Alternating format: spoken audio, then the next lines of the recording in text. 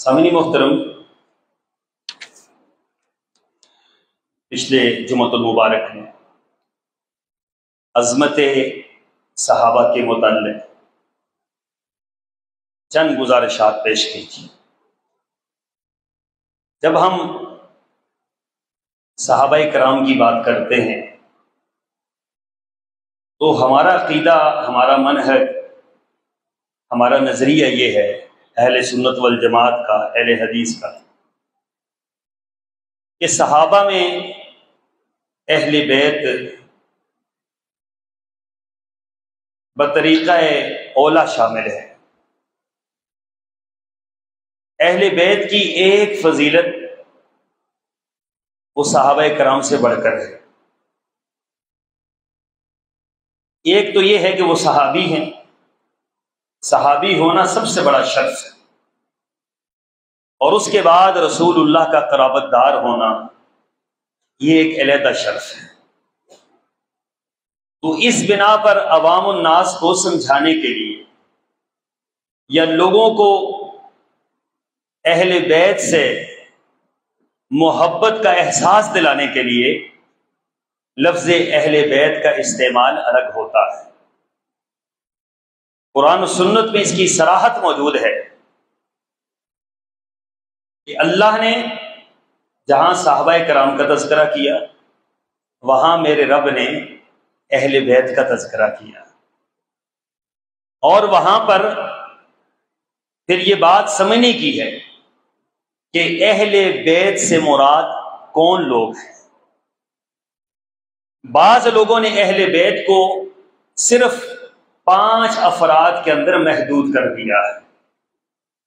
وہ جو روایت ہے صحیح مسلم کی کہ اللہ کے رسول صلی اللہ علیہ وسلم نے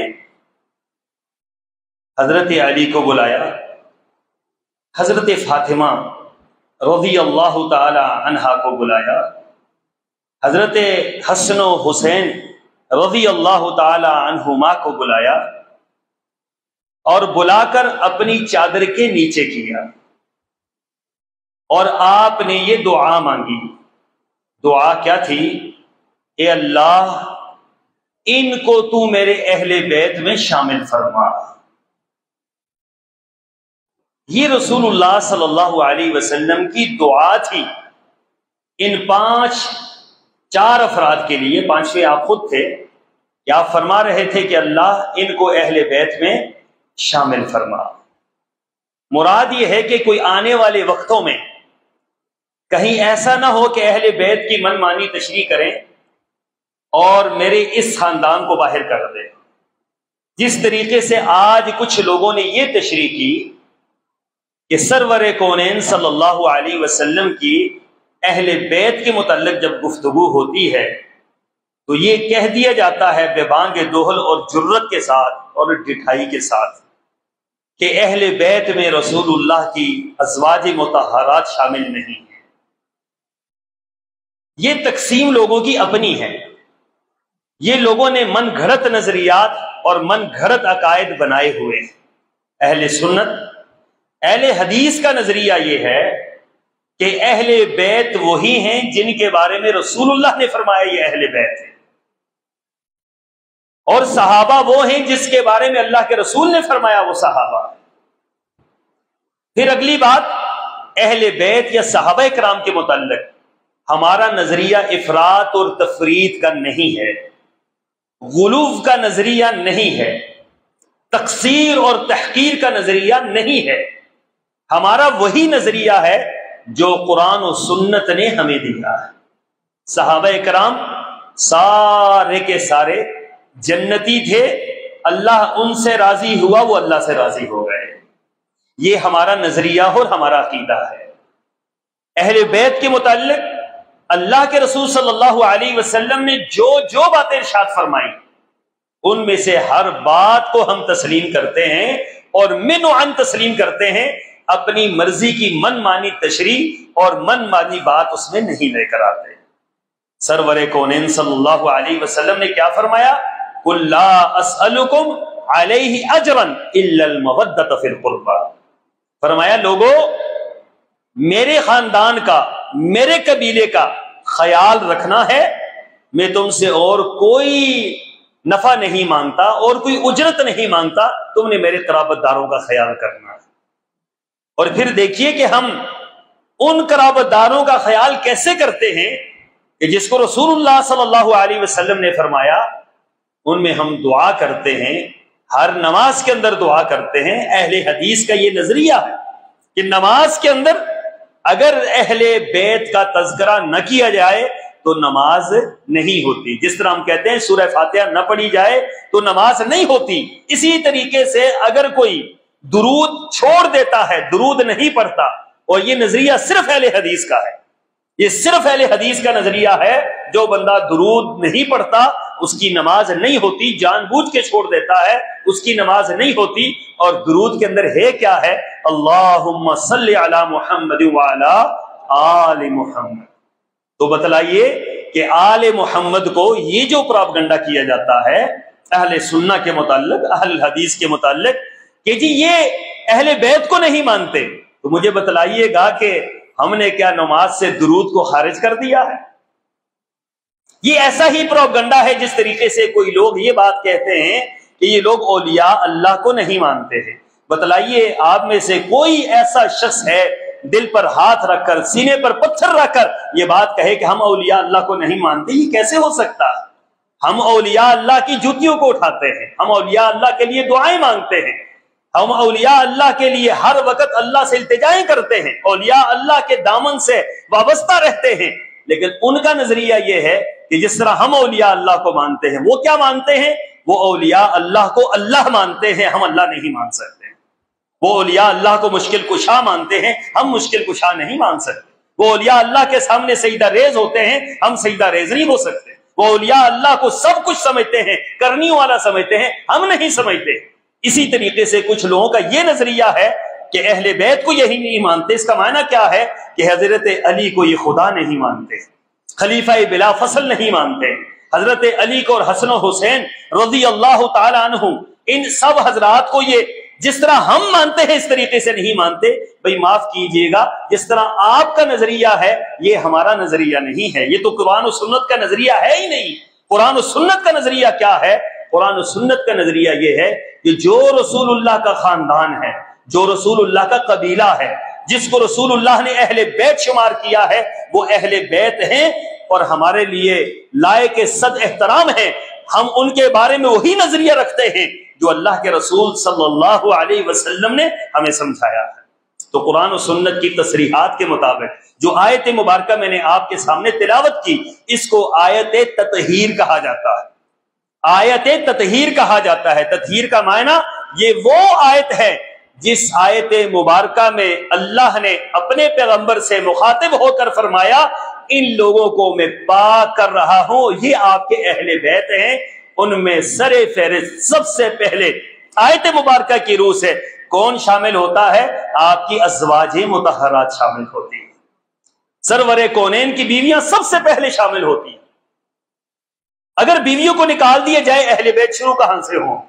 قرآن تو شروع یہیں سے کر رہا ہے، انما یرید اللہ لیذھب عنکم الرجس اہل البیت۔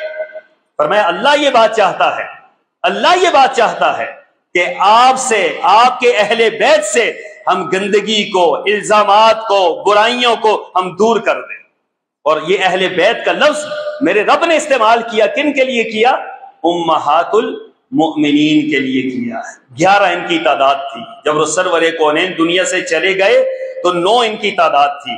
اب آپ علیہ الصلوۃ والسلام کی جو ازواج مطہرات ہیں یہ اہل بیت میں شامل ہیں۔ جب بھی ہم دعا مانگتے ہیں ہمارا نظریہ ہے کہ امہات المؤمنین اہل بیت میں سب سے پہلے شامل ہیں۔ دوسرے لوگوں کا یہ نظریہ ہے اہل سنہ کے علاوہ، وہ یہ بات کہتے ہیں کہ اہل بیت میں بیویاں شامل نہیں ہیں۔ یہ من مانی تشریح ہے، یہ اپنی مرضی کا نظریہ اور عقیدہ ہے، غلو پر مشتمل، افراط اور تفریط پر مشتمل، جس کی کوئی دلیل قرآن و سنت میں موجود نہیں ہے۔ قرآن یہ جو بات کہتا ہے اہل بیت کون ہے، ہمارا نظریہ یہی ہے کہ اہل بیت یہی ہیں، پہلی بات۔ دوسری بات، اہل بیت میں یہ ایک وسیع مضمون ہے اور اس میں وسعت ہے، اس کے اندر انہوں نے اس کو تنگ کر دیا ہے چند افراد کے اندر۔ تو رسول اللہ صلی اللہ علیہ وسلم کے چچا یہ اہل بیت میں شامل ہیں، اللہ کے رسول صلی اللہ علیہ وسلم نے نام لے کر فرمایا یہ اہل بیت میں سے ہے۔ آپ علیہ الصلوۃ والسلام کی پھوپھیاں یہ اہل بیت میں شامل ہیں۔ آپ علیہ الصلوۃ والسلام کی تمام اولاد جو آپ کی بچیاں تھی اور آگے ان کی اولاد تھی وہ ساری کی ساری اہل بیت میں شامل ہیں۔ آپ کی نواسے اور نواسیاں یہ اہل بیت میں شامل ہیں۔ بنو ہاشم اور بنو مطلب کے وہ تمام لوگ جنہوں نے اسلام کو قبول کیا ہے وہ اہل بیت میں شامل ہیں، اور ان کو اہل بیت سے نکالنا اور ان کے متعلق غلط نظریہ رکھنا، غلط سوچ رکھنا، یہ اہل سنت کا عقیدہ نہیں ہے۔ اور اسی طریقے سے آل علی، آل عقیل، آل جعفر اور آل عباس، یہ چار خاندان ہیں، چار خاندان جن کا نام لے کر رسول اللہ صلی اللہ علیہ وسلم نے فرمایا کہ یہ کون لوگ ہیں، یہ اہل بیت ہیں۔ تو یہ سارے کے سارے اہل بیت میں شامل ہوتے ہیں، ان کو آپ اہل بیت سے نہیں نکال سکتے۔ اس لیے جب بھی آپ دعا مانگتے ہیں تو ان سارے افراد کی طرف وہ دعا جاتی ہے، جب بھی آپ درود بھیجتے ہیں ان سارے اہل بیت کی طرف وہ درود جاتا ہے۔ تو بتلائیے کہ رسول اللہ کے خاندان کو ہم نے کم کیا ہے یا ہم نے زیادہ کیا ہے؟ ہم نے اس کے اندر افراط اور تفرید کی ہے یا ہم نے حقیقت میں وہ معنی اس سے مراد لیا ہے جو معنی سرکار دو عالم صلی اللہ علیہ وسلم نے بیان فرمایا ہے؟ جو آپ نے معنی بیان فرمایا، جن کے نام آپ نے لیے، ہماری مجال نہیں ہے، ہماری جرت نہیں ہے، ہم میں سے ایسے سوچ نہیں سکتا کوئی ہم اس ایک نام کو بھی اس سے خارج کر دیں۔ اور بھائی لوگوں نے سارے کا سارا خاندان رسول اللہ کے سے خارج کر دیا، بیویاں خارج کر دی، چچا خارج کر دیے، سارے کے سارے صرف 5 افراد کو بیچ میں رکھ کر 4 افراد کو کہہ دیا یہ اہل بیت ہیں، اور پھر اہل سنہ پر یہ الزام لگا دیا کہ جناب یہ اہل بیت کو نہیں مانتے، یہ سراسر بہتان ہے، سبحانک ھذا بہتان عظیم۔ اور پھر ہمارا نظریہ کیا ہے اہل بیت کے متعلق؟ سیدنا زید بن ارقم رضی اللہ تعالیٰ عنہ بیان فرماتے ہیں کہ رسول اللہ صلی اللہ علیہ وسلم نے فرمایا کہ اذکروا اللہ فی اہل بیتی، لوگوں میرے اہل بیت کے بارے میں اللہ سے کیا کرنا؟ اللہ سے ڈرتے رہنا، اللہ سے ڈرتے رہنا میرے اہل بیت کے بارے میں۔ پھر فرمایا دوسری مرتبہ کہ میرے اہل بیت کے بارے میں اللہ سے ڈرتے رہنا، میرے اہل بیت کو ان کے حقوق کا خیال کرنا ہے، ان کے حقوق تلف نہیں کرنے، ان کے اوپر الزامات نہیں لگانے، ان کا برا نہیں کہنا، سب و شتم نہیں کرنا، ان کے متعلق غلط نظریات، غلط عقیدہ نہیں رکھنا، اللہ کے سامنے اللہ کے اصول اور ضابطوں کے تحت اہل بیت کے متعلق وہی نظریہ رکھنا ہے جو اللہ تعالیٰ نے فرمایا ہے یا رسول اللہ صلی اللہ علیہ وسلم نے فرمایا۔ پھر فرمایا سیدنا ابو سعید خدری رضی اللہ تعالیٰ عنہ کی روایت ہے، وہ فرماتے ہیں والذی نفسی بیدہ لا یبغضنا اہل البیت احدا الا ادخلہ اللہ النار۔ فرمایا کہ رسول اللہ صلی اللہ علیہ وسلم نے اس ذات کی قسم جس کے قبضے قدرت میں میری جان ہے، لا یبغضنا اہل البیت احدا، کوئی تم میں سے ایک شخص اہل بیت سے نفرت نہ کرے، کوئی تم میں سے شخص اہل بیت سے بغض نہ رکھے، حسد نہ رکھے، کینہ نہ رکھے۔ فرمایا کہ اگر جس دل کے اندر اہل بیت کا بغض ہوگا، کینہ ہوگا، حسد ہوگا یا کوئی اور بیماری اہل بیت کے متعلق ہوگی، الا ادخلہ اللہ النار، اللہ تعالیٰ اس کو کہاں داخل کرے گا؟ اللہ اس کو جہنم میں داخل کرے گا۔ اہل بیت کی نفرت جہنم میں داخل ہونے کا سبب ہے۔ اہل بیت کی محبت یہ رسول اللہ کی محبت ہے، رسول اللہ کی محبت اللہ کی محبت ہے، اور اللہ کی محبت یہ جنت میں جانے کا باعث ہے۔ اس لیے یاد رکھیں اہل بیت یہ جتنے بھی افراد ہیں، یہ جتنے بھی خاندان ہیں، ان خاندانوں سے محبت اور ان خاندانوں کے متعلق صحیح نظریہ یہ اہل سنہ کا عقیدہ اور نظریہ ہے۔ پھر رسول اللہ صلی اللہ علیہ وسلم نے اب یہ وہ لوگ جو یہ بات کہتے ہیں کہ یہ حضرت علی کو نعوذ باللہ من ذالک نہیں مانتے، اہل سنہ کا کیا نظریہ ہے حضرت علی کے بارے میں؟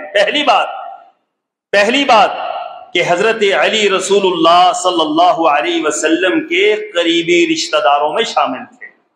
دوسری بات، بچوں میں سب سے پہلے ایمان لانے والے حضرت علی رضی اللہ تعالیٰ عنہ تھے۔ تیسری بات، حضرت علی رضی اللہ تعالیٰ عنہ خلیفہ راشد تھے، چوتھے خلیفہ تھے۔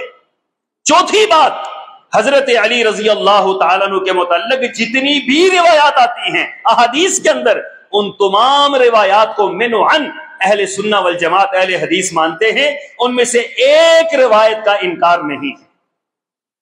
حضرت علی رضی اللہ تعالیٰ عنہ، رسول اللہ صلی اللہ علیہ وسلم نے فرمایا اما ترضى ان تكون منی بمنزلۃ ہارون من موسیٰ، اے علی، حضرت علی کو بھیجا، اور حضرت علی کے متعلق اللہ کے رسول صلی اللہ علیہ وسلم نے ایک عجیب جملہ ارشاد فرمایا۔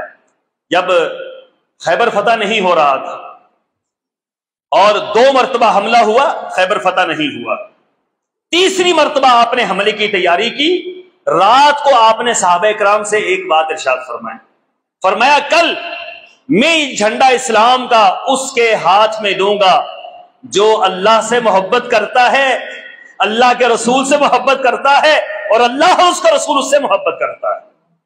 اب بتلائیے کوئی ایک صحابی ایسا ہے کہ جو اللہ اور اس کے رسول سے محبت نہ کرتا ہو؟ ہر ایک کے دل میں یہی خیال گزرا کہ شاید صبح یہ جھنڈا میرے ہاتھ میں آ جائے۔ جب صبح ہوئی تو آپ نے صحابہ کرام سے مخاطب کر کے فرمایا علی کہاں ہیں؟ علی کہاں ہیں؟ تو بتلایا گیا کہ حضرت علی رضی اللہ تعالی عنہ ان کی آنکھوں میں آشوب چشم ہوا ہے، آنکھوں میں بیماری لگی ہے اور آپ آنکھوں کی بیماری کے اندر مبتلا ہے۔ تو فرمایا علی کو بلایا جائے۔ حضرت علی کو بلایا گیا، دیکھا تو آشوب چشم کی بیماری ہے۔ آپ علیہ الصلوۃ والسلام نے ان کو کوئی دم پڑ کر پھونکا اور ساتھ ہی اپنا لعاب نکال کر ان کی آنکھوں میں ڈالا۔ صحابہ فرماتے ہیں کہ لمحہ بھر کی دیر تھی، حضرت علی کی آنکھیں کھلتی نہیں تھی، سرور کونین کا لعاب لگا اور سرور ایسا لگا جس طرح حضرت علی کو یہ بیماری ہوئی کبھی نہیں تھی۔ اس طرح وہ صحت مند اور صحت یاب ہو گئے۔ اور پھر رسول اللہ صلی اللہ علیہ وسلم نے فرمایا اے علی، یہ تو ہاتھ میں لے یہ جھنڈا، اور وہ جھنڈا ہاتھ میں دیا۔ صحابہ کرام اب یہ منظر دیکھ رہے ہیں، اور پھر حضرت علی کو مخاطب کر کے فرمایا اے علی، کیا تو اس بات سے راضی نہیں ہے کہ تو میرے لیے اسی طریقے سے ہے جس طریقے سے حضرت موسیٰ کے لیے حضرت ہارون تھے؟ حضرت موسیٰ کے لیے حضرت ہارون تھے، فرق صرف یہ ہے کہ ہارون وہ اللہ کے پیغمبر تھے، لیکن میرے بعد کوئی نبی بھی نہیں آئے گا۔ ایک بھائی ہونے کی حیثیت سے، قرابت دار ہونے کی حیثیت سے، رشتہ دار ہونے کی حیثیت سے، ساتھ رہنے والے کی حیثیت سے اللہ نے جو عظمت حضرت علی کو دی تھی، اس کے متعلق سرور کونین فرماتے ہیں اما ترضى، کیا تو اس بات پہ راضی نہیں ہے؟ یقیناً حضرت علی راضی نہیں ہوں گے تو کون ہوگا؟ حضرت علی مسکرا پڑے ہیں اور پھر جھنڈا لے کر خیبر کی طرف چل دیے، اور پھر اللہ نے حضرت علی کے ہاتھ پر خیبر کو فتح کر دیا۔ تو رسول اللہ صلی اللہ علیہ وسلم نے کیا فرمایا تھا؟ آج اس کے ہاتھ میں جھنڈا دوں گا جو اللہ اور اس کے رسول سے محبت کرتا ہے، جو اللہ اور اس کے رسول سے محبت کرتا ہے۔ حضرت علی کا یہ اعزاز تھا کہ سارے صحابہ کرام میں آپ نے بلا کر ان کو اعزاز دیا۔ اور پھر حضرت علی رضی اللہ تعالیٰ عنہ، یہ نہیں تھا کہ رسول اللہ کے زمانے میں ان کو یہ شرف حاصل تھا۔ جب سرور کونین دنیا سے چلے گئے تو ہر صحابی نے، ہر خلیفہ نے ان کا وہی احترام قائم رکھا جو سرور کونین کے زمانے میں تھا۔ اب مجھے یہ بتلائیے کہ آپ بادشاہ ہوں، آپ امیر المؤمنین ہوں، سیاہ اور سفید کے مالک ہوں، آپ اپنے دشمن کو چیف جسٹس بنائیں گے؟ قاضی القضاء بنائیں گے؟ یہ تو خود بن جاتے نا، ہمارے ہاں وہاں خود نہیں بنتا تھا، یہ امیر المؤمنین کا آرڈر ہوتا تھا، امیر المؤمنین بناتے تھے۔ یا اگر کوئی بندہ حکومت وقت سے ناراض ہو، جس طرح امام ابو حنیفہ رحمہ اللہ تعالی، یہ جعفر منصور سے ناراض تھے۔ جعفر منصور مسلمان حکمران گزرا لیکن ظالم تھا۔ حضرت امام حنیفہ ناراض تھے، کئی مرتبہ پیغام بھیجا کہ آپ ہماری حکومت میں چیف جسٹس بن جائیں۔ حضرت امام ابو حنیفہ رحمہ اللہ نے انکار کر دی، فرمایا میں نہیں بن سکتا۔ ایک مرتبہ خلیفہ جعفر نے بلایا، اپنے دربار میں بلا لیا امام ابو حنیفہ، بلا کر کہا کہ بھائی میں آپ کو کئی مرتبہ پیغام بھیج چکا ہوں کہ ہماری ریاست میں، ہماری مملکت میں، ہماری اس حکومت میں آپ چیف جسٹس بن جائیں۔ تو امام ابو حنیفہ نے فرمایا رحمہ اللہ تعالی، فرمانے لگے کہ میں اس قابل نہیں ہوں، میں اس قابل نہیں ہوں۔ کیوں؟ امام صاحب کو معلوم تھا ظلم کی حکومت ہے، ظلم اور جبر ہوگا اور بادشاہ اس پر مہر تصدیق ثبت کروائے گا، میں یہ کام نہیں کر سکتا۔ حضرت علی کو اگر یہ معلوم ہوتا کہ حضرت ابو بکر صدیق نعوذ باللہ من ذالک غاصب ہیں اور میری حکومت انہوں نے چھینی ہوئی ہے، میرا حق انہوں نے چھینا ہوا ہے، تو کیا کہتے ہیں وہ چیف جسٹس بنتے؟ حضرت علی اتنے کمزور ایمان کے مالک تو نہیں ہوتے، یہ سرور کونین کے رشتہ دار تھے۔ تو امام ابو حنیفہ نے کیا کہا کہ میں اس کا اہل نہیں ہوں اس عہدے کا۔ تو جعفر منصور نے کہا کہ آپ جھوٹ بولتے ہیں۔ تو امام حنیفہ نے پتہ کیا فرمایا؟ انہوں نے فرمایا کہ آپ نے تو خود ہی فیصلہ کر لیا ہے کہ میں جھوٹ بول رہا ہوں، تو جھوٹے کو تو پھر قاضی القضاء نہیں بنایا جاتا ہے۔ یہ کہہ کر انہوں نے جان چھڑا لی۔ حضرت علی کو بلایا گیا، حضرت ابوبکر صدیق نے بلایا، کہا اے علی ہماری حکمرانی ہے، اسلام کا نیا نیا دور ہے، سرور کونین دنیا سے چلے گئے ہیں، آپ آئیے اور اس عہدے کو سنبھالیے۔ حضرت علی نے صرف سنبھالا نہیں بلکہ سنبھالنے کا حق ادا کیا۔ 2 سال تک حضرت ابو بکر صدیق یہ خلیفہ وقت رہے، 2 سال تک قاضی القضاء اس حکومت کے اندر حضرت علی رضی اللہ تعالیٰ عنہ رہے۔ اور حضرت علی فرماتے ہیں کہ فیصلے میں نے کیوں اتنے اچھے کیے؟ حضرت علی نے فرمایا نا، فیصلوں میں کبھی حضرت علی سے آگے کوئی نہیں بڑھ سکا۔ اللہ نے جو فیصلوں میں طاقت اور قوت حضرت علی کو دی تھی وہ کسی کے حصے میں نہیں آئی۔ کسی نے پوچھا کہ آپ اتنے اچھے فیصلے کیسے کر لیتے ہیں، کبھی آپ کے کسی فیصلے میں غلطی نہیں ہوئی؟ تو فرمانے لگے کہ رسول اللہ نے مجھے فرمایا تھا کہ اے علی فیصلہ کرتے ہوئے کبھی غصے کی حالت میں فیصلہ نہ کر۔ فرماتے ہیں بس یہی میرا معاملہ ہے کہ میں بڑا سکون کے ساتھ، اطمینان کے ساتھ، سوچ اور فکر کے ساتھ، ٹھنڈے دل اور دماغ کے ساتھ میں سوچتا ہوں پھر میں فیصلہ کرتا ہوں، کبھی میں نے غصے کے عالم میں فیصلہ نہیں کیا۔ تو اللہ تعالیٰ نے پھر دیکھیے کہ صرف حضرت ابوبکر صدیق کی دور میں قاضی القضاء نہیں رہے، حضرت عمر رضی اللہ تعالیٰ عنہ کے 10 سال تک قاضی القضاء حضرت علی رہے، 10 سال تک قاضی القضاء رہے۔ اور پھر عجیب اسلام کا ایک معاملہ ہے، عجیب معاملہ کہ رسول اللہ صلی اللہ علیہ وسلم کے یہ دوسرے خلیفہ حضرت عمر جب گئے بیت المقدس فتح کرنے کے لیے اور وہاں چابیاں لینے کے لیے گئے، تو آپ کی اطلاع کے لیے عرض ہے پیچھے خلیفہ کس کو بنا کر گئے؟ جی کوئی دین کا طالب علم بتلائے گا؟ پیچھے خلیفہ حضرت علی کو بنا کر گئے۔ اب ایک دن اگر وہ ہمارے ایک بہت بڑے عالم دین تھے ضیاء الحق کے دور میں یہ کہا کرتے تھے کہ ضیاء الحق باہر جائے اور ہمیں خلیفہ بنا کر جائے پھر ہم اس کو واپس آنے دیتے ہیں۔ دیکھیں دشمن کو کبھی بندہ اپنی مسند پہ بٹھا کے جاتا ہے، آپ اپنے گھر کے اندر، آپ اپنی مسند پہ، اپنی چرپائی پہ اپنے دشمن کو سلا کے جائیں گے؟ حضرت عمر گئے، خلیفہ کس کو بنا کے گئے؟ حضرت علی کو بنا کر گئے کہ علی آپ خلیفہ بنیں گے۔ حضرت علی 2 مہینے تک خلافت اسلامیہ میں رہے، 2 مہینے تک، یہ 2 مہینے کا سفر تھا، 2 مہینے بعد واپس آئے تو حضرت علی رضی اللہ تعالیٰ عنہ نے بسط احترام ان کو واپس ان کی خلافت کر دی کہ آپ اس مسند کے وارث ہیں، میں تو وقتی طور پر اس مسند کے اوپر بیٹھا ہوا تھا۔ ان کے درمیان پیار بھی تھا، ان کے درمیان محبتیں تھی، ان کے درمیان ایثار تھا، ان کے درمیان وہ تعلق تھا۔ اللہ اکبر۔ حضرت ابوبکر صدیق رضی اللہ تعالیٰ عنہ خطبہ دے کر باہر نکلے تو دیکھا حضرت حسن کھڑے ہیں۔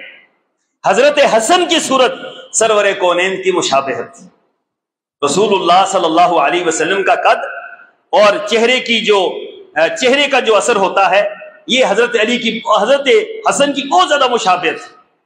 تو باہر نکلے تو دیکھا حضرت حسن کھیل رہے، ابوبکر صدیق رضی اللہ تعالیٰ عنہ نے اپنے کندھے پر بٹھایا اور بٹھا کر ان کے گال پر بوسہ دیا اور فرمانے لگے علی، یہ حضرت علی دیکھ رہے، ساتھ حضرت علی کھڑے، فرمایا علی قربان جاؤں حسن پر، حسن کا چہرہ رسول اللہ سے ملتا ہے، تم سے نہیں ملتا۔ اس کا چہرہ کس سے مل رہا ہے؟ رسول اللہ سے مل رہا ہے، آپ سے نہیں ملتا۔ اور حضرت علی نے سنا تو مسکرا کر ایسا ہی کہہ دیا کہ ہاں آپ جو فرما رہے ہیں سچ فرما رہے ہیں۔ حضرت عمر رضی اللہ تعالیٰ عنہ کی دور میں حضرت حسن کا وظیفہ حضرت عمر نے مقرر کیا 4000 درہم، 4000 درہم۔ حضرت حسین کا مقرر کیا 3000 درہم، اور حضرت عبداللہ بن عمر کا مقرر کیا 2000 درہم۔ اب یہ عبداللہ بن عمر کون ہیں؟ یہ صحابی بھی ہیں اور خلیفہ کے بیٹے بھی ہیں۔ 2000 درہم۔ حضرت حسن 3000 درہم، 4000 درہم، اور حضرت حسین 3000 درہم۔ اب جب ان کو پتا چلا تو صحابی رسول ہیں وہ بھی عبداللہ بن عمر، حضرت عمر کے پاس آ کر باپ سے شکایت کرتے ہیں کہ والد محترم آپ خلیفہ ہیں، میں آپ کا بیٹا ہوں، ان کی عمر اور میری عمر برابر ہے، ان کا اسلام کا قبول کرنا میرا اسلام کا قبول کرنا برابر ہے، یہ کیا وجہ ہے کہ آپ نے ان کا وظیفہ زیادہ رکھا ہے اور میرا کم رکھا ہے؟ تو حضرت عمر کا جواب پتہ ہے کیا تھا؟ فرمانے لگے ان کے نانا تمہارے نانے سے بہتر ہے، ان کے والد تمہارے والد سے بہتر ہے، ان کا مقابلہ کون کر سکتا ہے؟ فرمایا وہ ہم سب سے بہتر ہیں، اس لیے ان کا وظیفہ سب سے زیادہ میں نے رکھا۔ سب سے زیادہ وظیفہ حضرت حسن اور حضرت حسین کا رکھا گیا تھا، 4000 اور 3000 درہم۔ اس زمانے میں کسی کا وظیفہ نہیں تھا جتنا وظیفہ ان دو شہزادوں کا رکھا گیا تھا۔ آج یہ کہا جاتا ہے کہ یہ ایک دوسرے سے نفرت کرتے تھے۔ اللہ اکبر۔ حضرت ابوبکر صدیق دنیا سے چلے گئے، ان کی بیوی بیوہ رہ گئی اسماء، بڑی معروف خاتون تھی، بڑی عالمہ زاہدہ خاتون تھی۔ جب حضرت ابوبکر صدیق فوت ہوئے تو ادھر سے حضرت فاطمہ فوت ہو گئی۔ حضرت فاطمہ کی رحلت کے بعد جو حضرت ابوبکر صدیق کی بیوہ تھی اسماء نامی، ان سے شادی حضرت علی نے کی، اور حضرت علی نے اس بیٹے کو پالا تھا جس کا نام محمد بن ابو بکر تھا۔ یہ حضرت ابوبکر کے بیٹے تھے، ان کو انہوں نے اپنی کفالت میں لیا اور ان کو پالا، اور پھر بعد میں اپنے دور خلافت میں مصر کا گورنر ان کو بنایا۔ آج دنیا کیا کہانیاں سناتی ہے، کیا قصے سناتے ہیں۔ بھائیو یاد رکھو ان لوگوں کا رزق انہی قصوں سے لگا ہوا ہے۔ یہ قصے سنا کر لوگوں سے رزق حاصل کرتے ہیں، یہ عقیدے بگاڑ کر، لوگوں کے نظریے بگاڑ کر، صحابہ پر تان کر کے، اہل بیت کو تان کر کے، اہل بیت کے متعلق افراط اور تفریط پہ لا کر یہ لوگوں سے پیسے وصول کرتے ہیں، اور کوئی نظریہ ان کے پیچھے نہیں۔ اہل سنہ والجماعت، اہل الحدیث الحمدللہ اس بارے میں بالکل صاف اور ستھرا اور بہترین نظریہ رکھتے ہیں۔ صحابہ اکرام ہمارا نظریہ ہے وہ جنتی، اہل بیت ہمارا نظریہ ہے وہ جنتی۔ صحابہ کے متعلق جو بندہ غلط نظریہ رکھتا ہے قرآن کی روح سے، حدیث کی روح سے، وہ جہنمی ہے، اور اہل بیت کے متعلق جو افراط اور تفریق رکھتا ہے قرآن کا نظریہ یہ ہے کہ وہ جہنمی ہے۔ اللہ تعالیٰ مجھے اور آپ کو عمل کی توفیق عطا فرمائے، صحیح معنوں میں قرآن و سنت کا فہم عطا فرمائے، سلف صالحین کے فہم کے مطابق عقیدہ بنانے کی توفیق عطا فرمائے۔ وآخر دعوانا ان الحمد للہ رب العالمین۔